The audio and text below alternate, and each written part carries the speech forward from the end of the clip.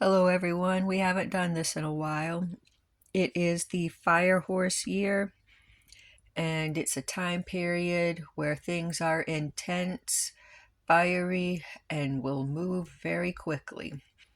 This reading is timeless, so whether it's this year for you where you're picking this up, or if you're coming this at a different time, this reading represents your own personal moment of facing your inner fire while dealing with it in intense, fast motions in a very fast paced world. Back of the deck, there's something that's keeping you up at night, and if you can change your present, the future will take care of itself. So do keep that in mind. Center time. This is your center, your happy place. King of Wands. See, the thing about the King of Wands, he's a very happy, joyful fellow. And the thing that the Fire Horse year has taught me is that once you have burned away the things that make you angry, there's nothing left but extremely sunny joy and laughter. Anger, it has a bad reputation. It was created to give us the ability to recognize when something has been crossed. But what can you change about it? Change what you can, drop what you can't, and don't ever let the anger consume you. And that's the difference between sacred anger and the anger that's entitled, because the entitled anger happens when somebody else put us in our place and then we want to react like a child having a temper tantrum rather than being an adult that would humble themselves into learning something new. But center, stay joyful. North side, this is where we find solitude. I tend to associate the Path of Swords on this because this is where higher learning comes from, sharpening your sword, keeping your mind intact, staying sharp. And it really wasn't meant to do in a comparison to other people, but just keeping your sword sharp in a maintaining your mind kind of way rather than turning it into a dick measuring contest like the world at large tends to do. But either way, perfect. Queen of Swords. This lady tends to lead with her mind instead of her heart. And when you're dealing with fire horse type of energy, it is better to pause first, reflect before you make a decision of what you're going to do. And don't be afraid to reflect in your solitary moments. South side, this is family time. This is social time. The way we spend time with people, our love time. Oh dear. It does make sense though. I mean, Fire Horse year, where there are no issues, there is joy and laughter. But when dealing with people having to deal with this same energy, there tends to be a lot of explosions going around. And they say that when you spend too much time here, the way to find balance in your center again is going to the opposite nature.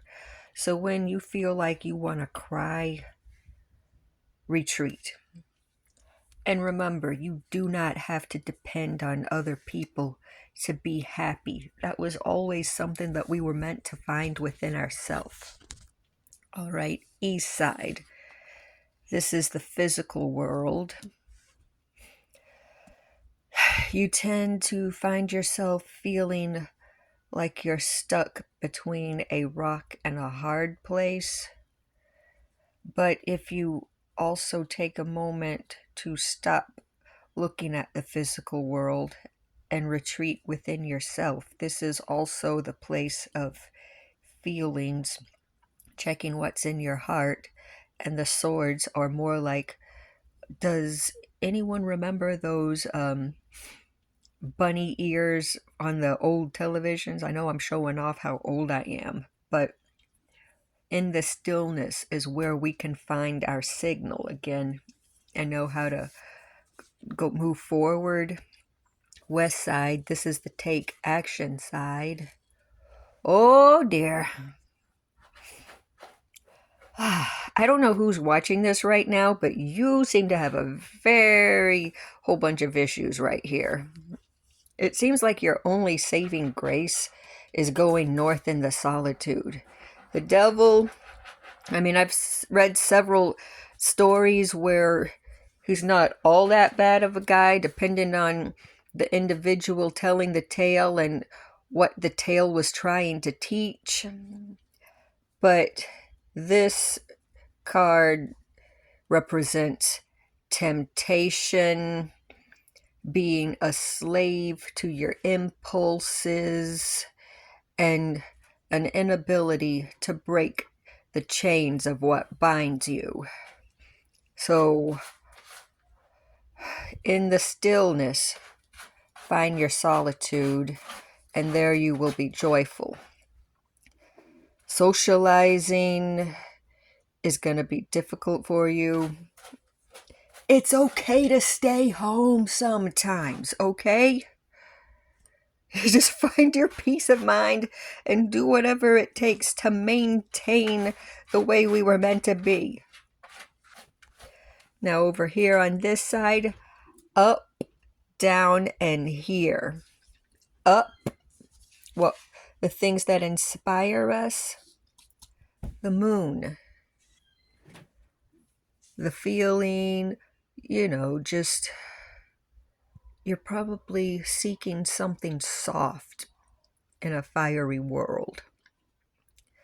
Gaze at the softer things. Let these things inspire you. In a world that's getting too hot, seek the twinkling of the stars and just let the moon shine. And remember, just like the moon, you don't have to shine your fullest to be whole. The shadow's just an illusion, and it's a passing thing. Down, these are the things that ground you. And this is the wheel of fortune. You know the phrase, as the wheel keeps spinning, as the wheel keeps turning. This is a reminder that the good things and the bad things are temporary and only passing through.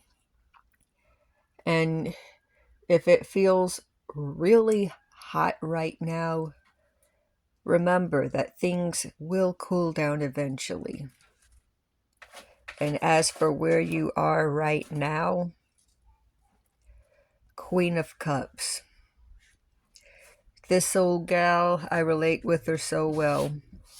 She is the queen of her feelings, the queen of her throne, and she gets her power from her subconscious, and that is why her cup is the only cup that is closed. Pay attention to your dreams right now, both the positive and the negative. There will be some dreams that you have been putting off that relate to subjects that you've been trying to ignore for a very long time, and they have a habit of resurfacing during this time period. But remember to ground yourself. This is only a passing thing. Look above to the skies. Remember, even in the shadow time period, you're always whole. And always, always stay joyful.